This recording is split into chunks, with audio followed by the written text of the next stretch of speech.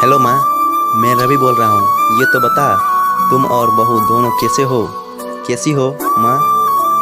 मैं ठीक हूँ बेटे। हम दोनों ठीक है माँ। आपकी बहुत याद आती है।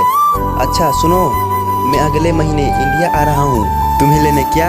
हाँ माँ, अब हम सब साथ ही रहेंगे। नीतू कह रही थी मासी को अमेरिका ले आओ, वहाँ अकेली बहुत परेशान हो रही होगी। का अमरकाल आया? हेलो, सुन रही हो माँ? हाँ बेटे। बूढ़ी आंखों से खुशी की आंसुधारा बह निकली। बेटे और बहू का प्यार नस नस में दौड़ने लगा। जीवन के 70 साल गुजार चुकी सावित्री ने जल्दी से अपने पल्लू से आंसू पोंछे और बेटे से बात करने लगी। पूरे 2 साल बाद बेटा घर आ रहा था। बूढ़ी सावित्री ने मोहल्ले भर में दौड़ दौड़ कर ये खबर सबको सुना दी। सब खुश थे कि चलो बुढ़ापा चैन से बेटे और बहू के साथ गुजर जाएगा। रवि अकेला था।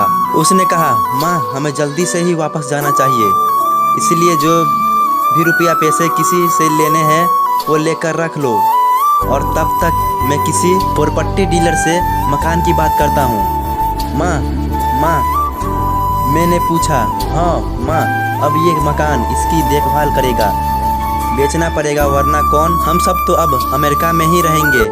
बूढ़ी आंखों ने मकान के कौन कौन को ऐसे निहारा जैसे किसी अबोध बच्चे को सलाह। आनन फानन और औन पौन दान में रवि ने मकान बेच दिया।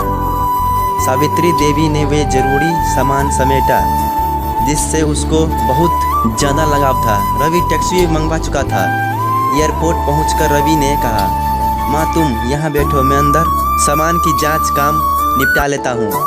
ठीक है बेटे। सावित्री देवी और बोडीगे और वीजा का वहीं पास में बेंच पर बैठा दिया। काफ़ी समय बीत चुका था। बाहर बैठी सावित्री बार बार उस दरवाजे की तरफ देख रही थी जिसमें रवि गया था, लेकिन अभी तक बाहर नहीं आया। शायद अंदर बहुत भीड़ होगी सोचकर बूढ़ी आंख फिर से टकटकी लगाए देखने लगती। अंधेरे हो चुका था। एयरपोर्ट के बाहर गहमा गहमी कम हो चुकी थी।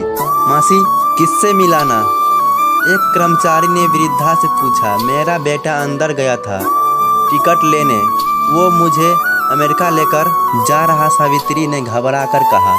लेकिन अंदर तो कोई नहीं, पैसेंजर नहीं है। अमेरिका जाने वाली फ्लाइट तो दोपहर में ही चली गई। कर्मचारी ने सवाल किया। रवि? सावित्री रवि? चेहरे पर चिंता की लकीरें उभर आई। कर्मचारी अंदर गया और